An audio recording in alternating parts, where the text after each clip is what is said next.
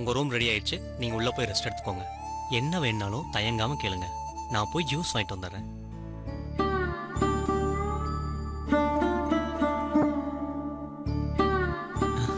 என்ன மேடம், நான் பேசிகிட்டே இருக்கேன், ஒரு ரியாக்ஷனும் இல்லாமல் என்னையே பார்த்துட்டு இருக்கீங்க?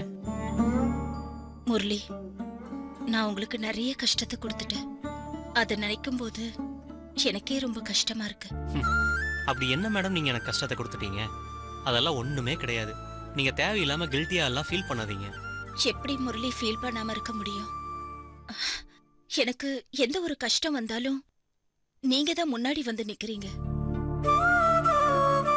எனக்கு பண கஷ்டம் வந்தப்போ நீங்க லோன் எடுத்து எனக்கு பணம் கொடுத்தீங்க.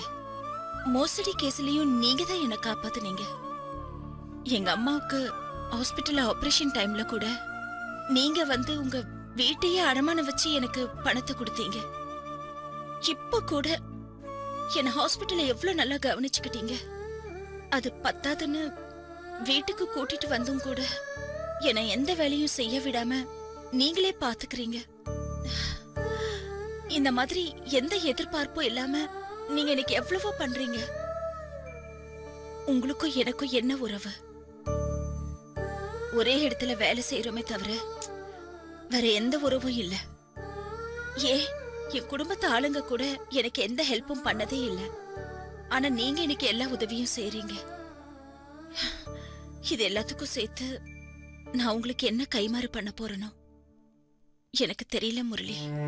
மேடம், மனுஷனுக்கு மனுஷன் உதவுறதா மனுஷத்தன்மை. இதை போய் ஏன் பெருசா பேசுறீங்க? இங்க பாருங்க, இப்ப சொல்றேன், உங்களுக்கு எப்போ என்ன பிரச்சனை வந்தாலும் இந்த முரளி முன்னாடி வந்து நிற்பான். இந்த பேச்சை இதோட விட்டுறலாம். நான் உங்களுக்கு ஜூஸ் வாங்கி கொடுத்துட்டு அப்படியே பேங்க்குக்கு போறேன். மறுபடியும் லஞ்சுக்கு திரும்ப வரேன். நீங்க 2-3 நாள் நல்லா ரெஸ்ட் எடுத்துட்டு அப்புறமா வேலைக்கு வந்தா போதும். ஓகேவா? ஓகே.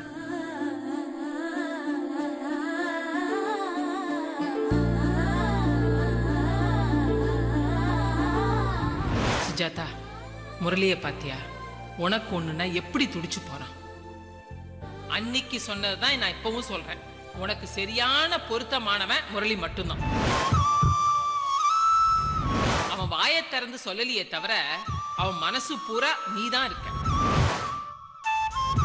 அதே மாதிரி உன் மனசுலயும் முரளிதான் இருக்கான்னு எனக்கு தோணுது. என்ன சரிதானே?